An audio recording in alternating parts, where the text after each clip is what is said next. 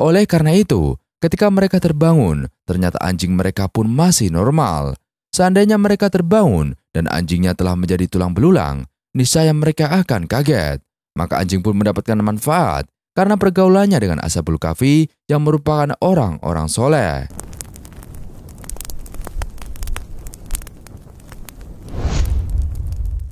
Assalamualaikum warahmatullahi wabarakatuh. Sahabat beriman yang dirahmati Allah Subhanahu wa Ta'ala. Anjing kerap jadi binatang yang diperdebatkan dalam Islam, padahal anjing merupakan makhluk ciptaan Allah. Dalam Al-Quran, anjing sempat disebut beberapa kali, termasuk dalam surat Al-Kahfi. Anjing ini dijamin masuk surga oleh Allah Subhanahu wa Ta'ala. Dalam surat Al-Kahfi, kata anjing disebut sebanyak 4 kali, yakni pada ayat ke-18 dan ayat 24. Anjing ini dikisahkan bersama dengan Ashabul Kahfi, yakni pemuda yang tertidur di dalam gua. Dan berikut kisah anjing yang dijamin masuk surga. Dikisahkan, sekelompok pemuda berlindung di dalam gua. Para pemuda itu memohon perlindungan kepada Allah Subhanahu wa Ta'ala. Ya Tuhan kami, berikanlah rahmat kepada kami dari sisimu dan sempurnakanlah petunjuk yang lurus bagi kami dalam urusan kami. Doa pemuda tersebut sesuai surat Al-Kahfi ayat 10. Para pemuda itu berlindung di gua bersama dengan anjing mereka. Nanti ada orang yang akan mengatakan jumlah mereka 3 orang, yang keempat adalah anjingnya. Dan yang lain mengatakan jumlah mereka 5 orang, yang keenam adalah anjingnya, sebagai terkaan terhadap yang gaib. Dan yang lain lagi mengatakan jumlah mereka 7 orang, yang kedelapan adalah anjingnya. Katakanlah Muhammad, Tuhanku lebih mengetahui jumlah mereka. Tidak ada yang mengetahui bilangan mereka kecuali sedikit. Firman Allah dalam surat Al-Kahfi ayat 22. Saat berlindung di gua, para pemuda itu tertidur di dalamnya, sedangkan anjing mereka dengan setia menjaga para pemuda tersebut. Anjing itu membentangkan kedua lengannya di depan gua. Dan engkau mengira mereka tidak tidur, padahal mereka tidur, dan kami bolak-balikan mereka ke kanan dan ke kiri. Sedang anjing mereka membentangkan kedua lengannya di depan pintu gua. Firman Allah Ta'ala dalam surat Al-Kahfi ayat 18. Setiap orang yang melewati dan melihat anjing tersebut bakal dipenuhi rasa takut. Dan jika kamu menyaksikan mereka, tentu kamu akan berpaling melarikan diri dari mereka, dan pasti kamu akan dipenuhi rasa takut terhadap mereka. Terjemahan surat Al-Kahfi ayat 18. Allah Subhanahu wa Ta'ala membangunkan mereka setelah tertidur selama 309 tahun. Kisah Ashabul Kahfi dan anjing penjaga ini merupakan salah satu tanda kebesaran Allah Subhanahu wa Ta'ala. Kisah Ashabul Kahfi, yakni 7 pemuda beriman yang ditidurkan oleh Allah Subhanahu wa Ta'ala di dalam gua selama ratusan tahun bersama seekor anjing, diabadikan dalam Al-Quran, surat Al-Kahfi ayat 9 sampai 26. Nama 7 pemuda Ashabul Kahfi dan anjingnya yakni Mastilmina, Yamlika, Martunus, Kastunus, Bairunus, Yatubnus, dan Tamlika. Sedangkan nama anjingnya yakni Khidmir. Pendapat lain seperti dari Syab Al-Jubai mengatakan bahwa nama anjing tersebut adalah Hamron. Namun hanya Allah lah yang mengetahui kebenarannya. Allah Subhanahu wa Ta'ala berfirman, dan mereka tinggal dalam gua 300 tahun dan ditambah 9 tahun lagi. Katakanlah, Allah lebih mengetahui berapa lamanya mereka tinggal di gua. Kepunyaannya lah semua yang tersembunyi di langit dan di bumi. Alangkah terang penglihatannya dan alangkah tajam pendengarannya. Tidak ada seorang pelindung bagi mereka selain darinya, dan dia tidak mengambil seorang pun menjadi sekutunya dalam menetapkan keputusan. Quran Surat Al-Kahfi ayat 25-26. Dalam tafsir Ibnu Katsir diterangkan, apa yang disebutkan dalam kedua ayat ini merupakan pemberitahuan dari Allah Subhanahu wa Ta'ala kepada Rasulnya tentang lamanya masa yang dijalani oleh para pemuda penghuni dalam gua, yakni sejak Allah menidurkan kepada mereka hingga Allah membangunkan mereka, dan orang-orang yang ada di masa itu dapat menjumpai mereka. Disebutkan bahwa masa itu adalah 309 menurut perhitungan tahun Komariah, sedangkan menurut tahun Syamsiah, yaitu masa mereka adalah 300 tahun. Namun, berapa lamanya 7 pemuda ditidurkan dalam gua tersebut, hanya Allah lah yang maha tahu. Bagaimana dalam firman-Nya, dikatakanlah Allah lebih mengetahui berapa lamanya mereka tinggal di gua. Surat Al-Kahfi ayat 26. Lari dari kejaran Raja Dicyanus. 7 pemuda tersebut bersama seekor anjingnya diselamatkan oleh Allah dari kejaran Raja Dicyanus yang zalim. Gua tempat para pemuda mengungsi itu berada di kota aman Yordania? Atau kamu mengira bahwa orang-orang yang mendiami gua dan yang mempunyai Rokim itu, mereka termasuk tanda-tanda kekuasaan kami yang mengherankan? Quran Surat Al-Kahfi ayat 9. Ad-Dahhak mengatakan, Kahfi adalah sebuah gua yang ada di lembah itu. Jangan Ar-Rokim adalah nama lembah tersebut. Sedangkan Ibnu Abbas mengatakan bahwa nama bukit itu adalah Banglius. Ibnu Jurayj mengatakan nama gua tersebut adalah Hizam. Ali Ibnu Abu Thal'ah telah meriwayatkan dari Ibnu Abbas bahwa Ar-Rokim adalah sebuah prasasti. Said Ibnu Jarir mengatakan Rokim adalah sebuah prasasti yang tertulis pada sebuah batu dan mereka menulis kisah Ashabul Kahfi padanya, kemudian meletakkannya di pintu gua itu. Ingatlah, tatkala pemuda-pemuda itu mencari tempat berlindung ke dalam gua, lalu mereka berdoa, Wahai Rabb kami, berikanlah rahmat kepada kami dari sisimu dan sempurnakanlah bagi kami petunjuk yang lurus dalam urusan kami. Quran Surat Al-Kahfi ayat 10. Dalam ayat tersebut disebutkan bahwa 7 pemuda yang melarikan diri dengan membawa agamanya agar agama mereka selamat dari gangguan kaumnya yang pasti akan memfitnah mereka. Mereka lari memisahkan diri dari kaumnya, lalu berlindung di dalam gua yang berada di suatu bukit sebagai tempat persembunyiannya mereka agar kaumnya tidak tahu keberadaan mereka. Ketika hendak memasuki gua itu, mereka memohon kepada Allah agar rahmat dan kelembutannya dilimpahkan kepada diri mereka. Kemudian mereka berdoa sebelum masuk ke dalam gua agar mendapat anugerah dan rahmat Allah serta petunjuk yang lurus. Maka pada saat itulah mereka melarikan diri dari kaumnya dan berlindung di dalam sebuah gua. Ketika kaum mereka merasa kehilangan mereka, raja mereka mencari-cari mereka. Dan menurut para riwayat, di suatu hari si raja tidak berhasil menemukan mereka karena Allah menjadikan mata raja itu tidak dapat melihat mereka. Awalnya, ketujuh pemuda itu keluar menuju tempat perayaan kaumnya. Setiap tahun, kaumnya selalu mengadakan perayaan di suatu tempat yang terletak di luar kota mereka. Mereka adalah para penyembah berhala dan togut dan selalu mengadakan kurban penyembelihan hewan untuk berhala sesembahan mereka. Raja mereka saat itu adalah seorang diktator lagi keras kepala yang bernama Dicyanus. Raja Dicyanus menganjurkan rajanya untuk melakukan hal tersebut, menyeru serta memerintah mereka untuk menyembah berhala dan berkurban untuk berhala. Ketika orang-orang keluar menuju tempat pertemuan mereka dalam hari raya itu, para pemuda tersebut ikut keluar bersama bapak-bapak mereka dan kaumnya untuk menyaksikan apa yang diperbuat oleh kaumnya dengan mata kepala sendiri. Setelah menyaksikan perayaan itu, mereka mengetahui bahwa apa yang dilakukan oleh kaumnya, yaitu bersujud kepada berhala dan berkurban untuknya, tidak boleh dilakukan kecuali hanya kepada Allah yang telah menciptakan langit dan bumi. Maka para pemuda itu meloloskan diri masing-masing dari kaumnya dan memisahkan diri di tempat yang terpisah jauh dari mereka. Pada mulanya seseorang dari mereka duduk bernaung di bawah pohon. Lalu datanglah pemuda lain ikut duduk bergabung dengannya. Kemudian datang lagi pemuda yang lain. Demikianlah seterusnya hingga semuanya berkumpul di tempat tersebut tanpa saling mengenal di antara sesama mereka. Masing-masing dari mereka menutup diri dari yang lainnya karena takut pribadinya terbuka. Sedangkan dia tidak mengetahui apakah temannya itu seakidah dengannya ataukah tidak. Akhirnya salah seorang dari mereka memberanikan diri mengatakan, Hai kaumku, kalian mengetahui, demi Allah, sesungguhnya tiada yang menjauhkan kalian dari kaum kalian hingga kalian memisahkan diri dari mereka kecuali karena suatu alasan. Maka hendaklah kita mengutarakan tujuannya masing-masing. Seseorang dari mereka menjawab, Sesungguhnya saya demi Allah, setelah melihat apa yang dilakukan oleh kaum saya, menyimpulkan bahwa apa yang mereka lakukan itu batil. Karena sesungguhnya yang berhak disembah semata dan tidak boleh dipersekutukan dengan sesuatu hanyalah Allah yang telah menciptakan langit dan bumi serta semua yang ada di antara keduanya. Yang lainnya mengatakan, Saya pun mempunyai pemikiran yang sama dengan apa yang dia katakan.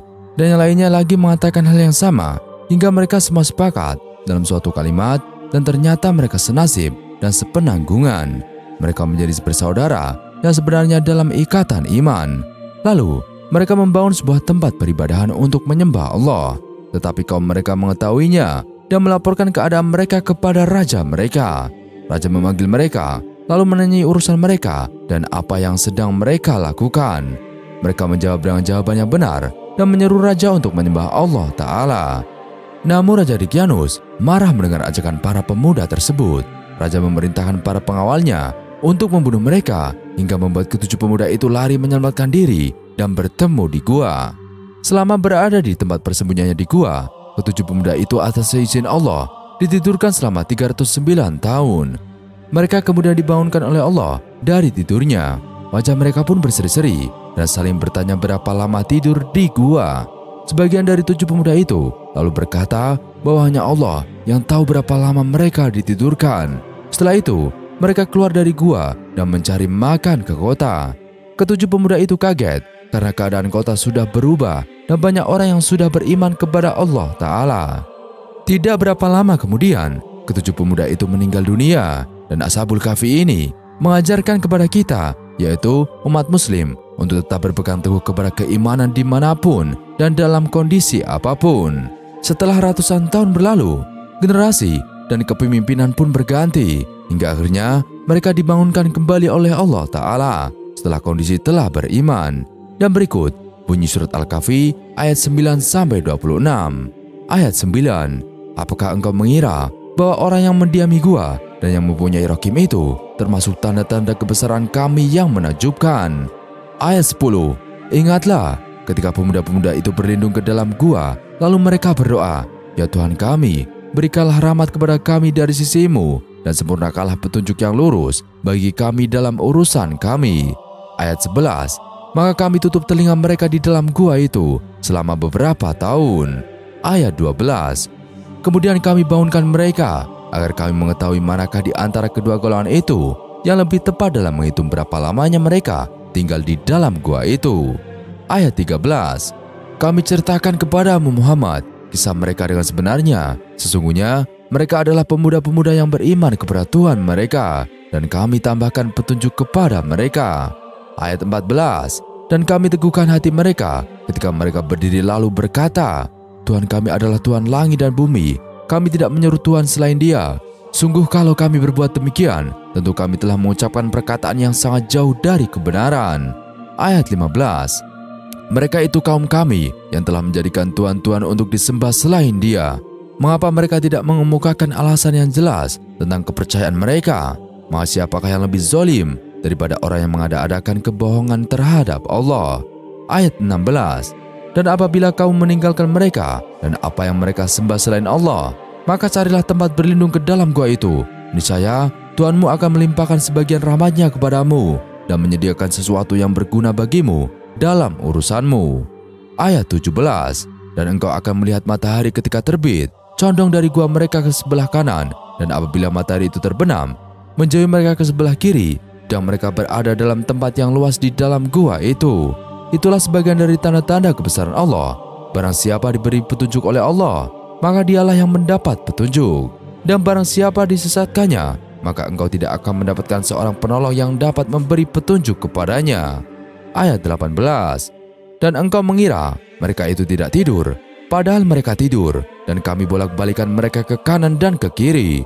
Sedang anjing mereka membentangkan kedua lengannya di depan pintu gua. Dan jika kamu menyaksikan mereka, tentu kamu akan berpaling melarikan diri dari mereka, dan pasti kamu akan dipenuhi rasa takut terhadap mereka. Ayat 19.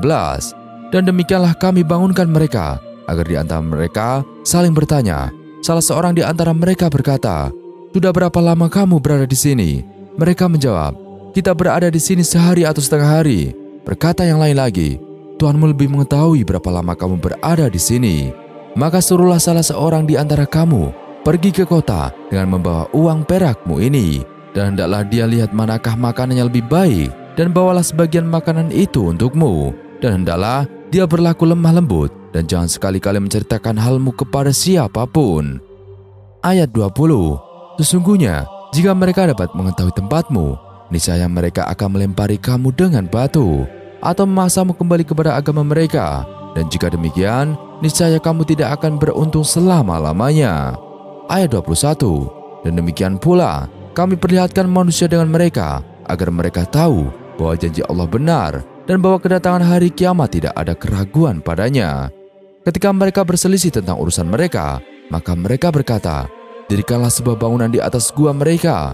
Tuhan mereka lebih mengetahui tentang mereka. Dan orang yang berkuasa atas urusan mereka berkata, kami pasti akan mendirikan sebuah rumah ibadah di atasnya. ayat 22.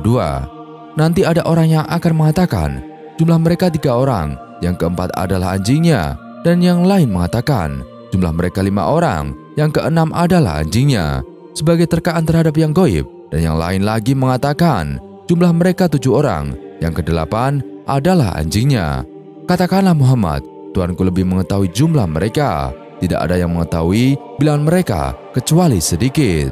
Karena itu, janganlah engkau Muhammad berbantah tentang hal mereka, kecuali perbantahan lahir saja, dan jangan engkau menanyakan tentang mereka atau pemuda-pemuda itu kepada siapapun. Ayat 23. Dan janganlah sekali-kali engkau mengatakan terhadap sesuatu, aku pasti melakukan itu besok pagi. Ayat 24. Kecuali dengan mengatakan, insya Allah, dan ingatlah kepada Tuhanmu apabila engkau lupa, dan katakanlah, mudah-mudahan Tuhanku akan memberiku petunjuk kepada aku, agar aku yang lebih dekat kebenarannya daripada ini. Ayat 25. Dan mereka tinggal dalam gua selama 300 tahun dan ditambah 9 tahun. Ayat 26. Katakanlah, Allah lebih mengetahui berapa lamanya mereka tinggal di gua, miliknya semuanya yang tersembunyi di langit dan di bumi.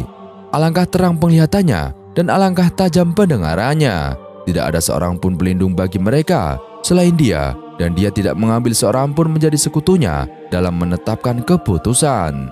Sahabat beriman yang dirahmati Allah Subhanahu wa taala, tafsir surat Al-Kahfi ayat 18. Dan kamu mengira mereka itu bangun padahal mereka tidur, dan kami balik-balikan mereka ke kanan dan ke kiri, dan anjing mereka mengujurkan kedua lengannya di muka pintu gua. Dan jika kamu menyaksikan mereka, tentulah kamu akan berpaling dari mereka dengan melarikan diri, dan tentulah hati kamu akan dipenuhi oleh ketakutan terhadap mereka. Yang tafsirnya, pada ayat ini Allah menjelaskan bagaimana Allah menjaga mereka, dan juga ini merupakan jawaban dari doa mereka, wahai Alana min amrina rosyada, dan sempurnakanlah bagi kami petunjuk yang lurus dalam urusan kami ini. Allah kabulkan permintaan mereka, dan Allah jaga mereka dengan sedemikian rupa, yaitu dengan memberi sedikit cahaya yang bisa masuk ke tempat tersebut agar tidak rusak. Allah pun tutup telinga mereka sehingga tidak bisa mendengar dan tertidur dengan nyaman. Lalu ketika mereka tidur, Allah pun membolak-balikan tubuh mereka. Para ulama menjelaskan bahwa jika seseorang selama ratusan tahun hanya tidur di satu sisi, maka akan berbahaya bagi jasadnya, karena darah hanya berkumpul di salah satu sisi, atau tertutup debu dan tanah jika tidak bergerak sama sekali. Sehingga dengan bergeraknya mereka dengan berbolak-balik, maka hal-hal tersebut tidak akan terjadi. Meskipun pada asalnya Allah Maha mampu untuk membuat mereka tertidur tanpa hal itu semua, namun Allah memiliki sunatullah yang berlaku, yaitu adanya sebab akibat. Meskipun akibatnya Allah pula yang menentukan, namun hukum sebab akibat tetap berlaku. Karenanya, hendaknya seseorang berusaha mengikuti sunatullah yang ada. Sahabat beriman yang dirahmati Allah Subhanahu wa taala, lalu Allah berfirman, sedangkan anjing mereka membentangkan kedua lengannya di depan pintu gua. Demikianlah anjing tersebut melakukan tugasnya. Ia tidak masuk ke dalam gua karena malaikat tidak masuk ke dalamnya. Sebagaimana dalam hadis, malaikat tidak masuk rumah yang di dalamnya terdapat anjing dan gambar berhala. Oleh karena itu, anjing tersebut tetap berada di luar gua dan bertugas menjaga di luar. Anjing ini menjadi anjing yang luar biasa karena disebut-sebut dalam Al-Quran di surat Al-Kahfi berulang-ulang. Dan ini adalah penyebutan yang pertama. Jangan anjing mereka membentangkan kedua lengannya di depan pintu gua. Dan setelah itu, pada ayat berikutnya, Allah menyebutkan tentang perbedaan pendapat tentang berapa jumlah mereka. Ada yang mengatakan bahwasanya jumlah mereka adalah 3 orang, dan yang keempat adalah anjingnya. Mereka berjumlah 3 orang, dan yang keempatnya adalah anjing mereka. Quran Surat Al-Kahfi ayat 22. Sebagian manusia mengatakan bahwa mereka ada 5 orang, dan yang keenam adalah anjingnya. Dan mereka berkata, jumlah mereka 5 orang, dan yang keenam adalah anjing mereka. Quran Surat Al-Kahfi ayat 22. Ada juga yang mengatakan jumlah mereka adalah 7 orang, dan yang ke-8 adalah anjingnya. Dan mereka berkata, jumlah mereka 7 orang, dan yang ke-8 adalah anjing mereka. Quran Surat Al-Kahfi ayat 22. Sehingga total penyebutan anjing tersebut adalah sebanyak 4 kali dalam Al-Quran. Hal tersebut adalah karena ia berteman dengan orang-orang solih, sementara kita semua tidak ada yang disebutkan dalam Al-Quran walaupun sekali. Oleh karena itu, Bergaul dengan orang-orang yang soleh pasti ada manfaatnya. Setidaknya terkena bau harumnya sebagaimana dalam hadis. Nanti juga akan disebutkan oleh para ulama bahwa anjing tersebut pun tertidur selama 300 tahun. Sehingga ia pun terkena karomah yang Allah berikan kepada Ashabul Kahfi tersebut. Oleh karena itu, ketika mereka terbangun, ternyata anjing mereka pun masih normal. Seandainya mereka terbangun dan anjingnya telah menjadi tulang belulang, niscaya mereka akan kaget. Maka anjing pun mendapatkan manfaat karena pergaulannya dengan Ashabul Kahfi yang merupakan orang-orang soleh. Adapun terkait anjing ini, maka ada sebagian riwayat yang menyebutkan bahwa ia pun masuk surga, sebagaimana disebutkan oleh Imam Alusi dalam tafsirnya. Disebutkan bahwa di antara yang masuk surga adalah anjing Ashabul Kahfi, unta Nabi Soleh, kambing yang disembelih sebagai pengganti Nabi Ismail. Namun semua ini tidak ada dalilnya. Kita meyakini bahwasanya di surga ada hewan-hewan. Akan tetapi, perihal anjing Ashabul Kahfi masuk surga, maka tidak ada dalil yang menetapkan hal tersebut. Wallahu alam. Sahabat beriman yang dirahmati Allah Subhanahu wa taala, hikmah kisah anjing Ashabul Kahfi. Kisah Ashabul Kahfi merupakan salah satu tanda kebesaran Allah Ta'ala. Allah Subhanahu wa taala senantiasa memperlihatkan tanda-tanda kebesarannya kepada hamba-hambanya, sehingga kebenaran menjadi jelas dari kebatilan dan petunjuk akan semakin jelas dibandingkan dengan kesesatan. Ashabul Kahfi merupakan beberapa pemuda yang menyelamatkan diri dari fitnah kaum yang syirik. Mereka berlindung ke gua dan memohon kepada Allah Subhanahu wa taala agar dimudahkan segala urusannya. Orang yang menyelamatkan dan melindungi agamanya dari fitnah, maka Allah Ta'ala juga akan menyelamatkan dan melindunginya. Apa yang ada di sisi Allah lebih baik bagi orang-orang yang patuh. Allah Subhanahu wa taala membangunkan Ashabul Kahfi dari tidur panjang mereka dengan keadaan yang sehat seperti semua tanpa adanya perubahan. Tujuan dibangunkannya mereka adalah agar mereka mengetahui keagungan dan keajaiban Allah, dan begitu mereka akan mengikhlaskan ibadah hanya kepada Allah Ta'ala. Allah Subhanahu wa taala telah menjaga agama dan fisik para Ashabul Kahfi, serta menjadikannya termasuk tanda-tanda kekuasaannya. Bahkan, tempat yang dijadikan sebagai tempat tidur Ashabul Kahfi berada dalam pemeliharaan yang tinggi.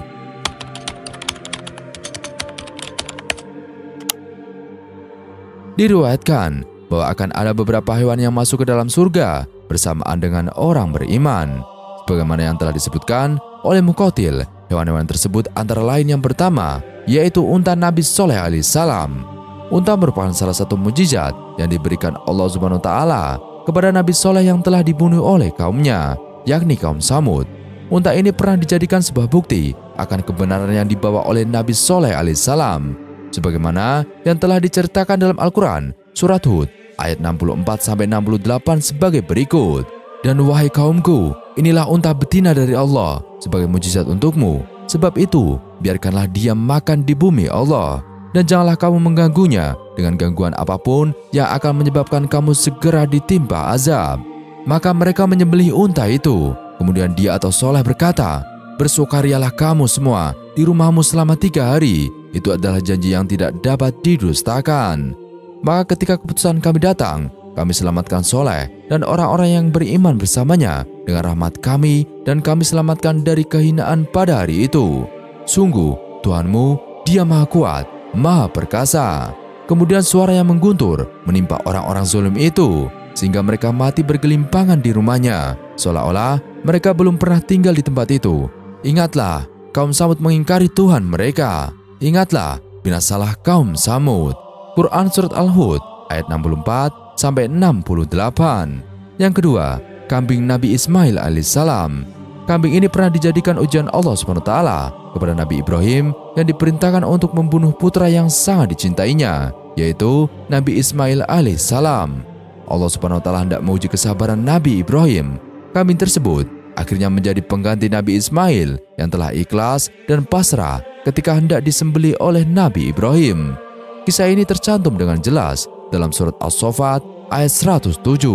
Dan kami tebus anak itu dengan seekor sembelihan atau kambing yang besar. Quran Surat As-Saffat ayat 107. Yang ketiga, sapi Nabi Musa alaihissalam. Pada saat itu, ada seorang Bani Israel yang meninggal dunia. Mereka ingin mengetahui siapakah pembunuh orang ini. Maka kaum Bani Israel tersebut datang kepada Nabi Musa alaihissalam untuk meminta petunjuk. Allah pun menyuruh mereka untuk menyembelih seekor sapi betina, kemudian dipukulkan kepada mayat. Lalu hiduplah orang mati itu dalam sekejap dan mengabarkan siapakah pembunuhnya yang sebenarnya. Kisah ini terdapat dalam surat Al-Baqarah ayat 68. Mereka berkata, "Mohonkanlah kepada Tuhanmu untuk kami agar Dia menjelaskan kepada kami tentang sapi betina itu." Dia atau Musa menjawab, "Dia Allah berfirman bahwa sapi betina itu tidak tua dan tidak muda, tetapi pertengahan antara itu. Maka kerjakanlah apa yang diperintahkan kepadamu." Quran Surat Al-Baqarah ayat 68. Yang keempat, ikan Nabi Yunus alaihissalam. Ikan tersebut bernama ikan Nun dalam Al-Quran yang telah menelan Nabi Yunus. Ikan tersebut pada akhirnya mengeluarkan Nabi Yunus dari perutnya dalam kondisi hidup. Kisah ikan Nabi Yunus diceritakan dalam surat As-Saffat ayat 130-148. Ingatlah ketika ia lari ke kapal yang penuh muatan, kemudian ia ikut berundi, lalu dia termasuk orang-orang yang kalah dalam undian. Maka ia ditelan oleh ikan besar dalam keadaan tercela. Maka kalau sekiranya dia tidak termasuk orang-orang yang banyak mengingat Allah, niscaya ia akan tetap tinggal di perut ikan itu sampai hari berbangkit. Quran Surat As-Saffat ayat 139-148. 5. Khimar atau keledai Nabi Uzair alaihissalam. Keledai atau khimar ini merupakan tunggangan setia Nabi Uzair sampai ia meninggal. Nabi Uzair alaihissalam adalah nabi yang diutus kepada Bani Israel atau bangsa Yahudi untuk memberi petunjuk. Kisah ini tercantum dalam surat Al-Baqarah ayat 259 yang artinya, atau seperti orang yang melewati suatu negeri yang bangun-bangunannya telah roboh hingga menutupi reruntuhan atap-atapnya. Dia berkata, bagaimana Allah menghidupkan kembali negeri ini setelah hancur, lalu Allah mematikannya orang itu selama 100 tahun. Kemudian menghidupkannya kembali, dan Allah bertanya, berapa lama engkau tinggal di sini? Dia atau orang itu menjawab, aku tinggal di sini sehari atau setengah hari. Allah berfirman, tidak, engkau telah tinggal 100 tahun. Lihatlah makanan dan minumanmu yang belum berubah, tetapi lihatlah keledaimu yang telah menjadi tulang belulang. Dan agar kamu jadikan engkau tanda kekuasaan kami bagi manusia. Lihatlah tulang belulang keledai itu, bagaimana kami menyusunya kembali. Kemudian kami membalutnya dengan daging. Maka ketika telah nyata baginya, dia pun berkata, saya mengetahui bahwa Allah Maha Kuasa atas segalanya. Quran Surat Al-Baqarah ayat 259. Sahabat beriman, inilah hukum muslim pelihara anjing, adab, dan peruntukannya. Anjing adalah salah satu hewan yang disebut di dalam Al-Quran. Selain salah satu yang paling populer adalah dalam surat Al-Kahfi. Anjing tersebut mendampingi para pemuda beriman yang disebut sebagai Ashabul Kahfi. Anjing itu bahkan menunggui Ashabul Kahfi yang tertidur hingga dia mati. Akan tetapi, lantaran berbagai penyebab anjing dianggap sebagai hewan kotor. Terlebih sebagian besar mazhab mengkategorikannya sebagai hewan najis mughaladzah atau najis besar. Sebenarnya Al-Quran telah mengajarkan beberapa prinsip moral bagi umat Islam dalam memandang dan berperilaku terhadap binatang.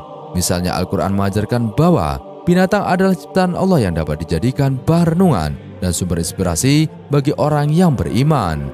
Seperti di dalam Quran Surat Al-Baqarah ayat 164, Quran Surat As-Surah ayat 29, Quran Surat Al-Jaziyah ayat 4. Al-Quran menegaskan bahwa binatang walaupun bagaimanapun adalah makhluk Allah seperti halnya manusia yang diciptakan oleh Allah dan berhak mendapatkan perlakuan baik dan layak. Islam mengajarkan bahwa berbuat baik dan lemah lembut harus dilakukan kepada siapa saja, termasuk juga kepada binatang. Berbuat baik kepada binatang bahkan disebutkan dapat menjadi jalan atau cara memperoleh pahala dan mendapatkan ampunan Allah dari dosa-dosa yang pernah dilakukan. Sebagaimana kisah yang disampaikan Rasulullah tentang seorang laki-laki yang memberi minum anjing yang sedang kehausan. Ada pelihara anjing dan peruntukannya.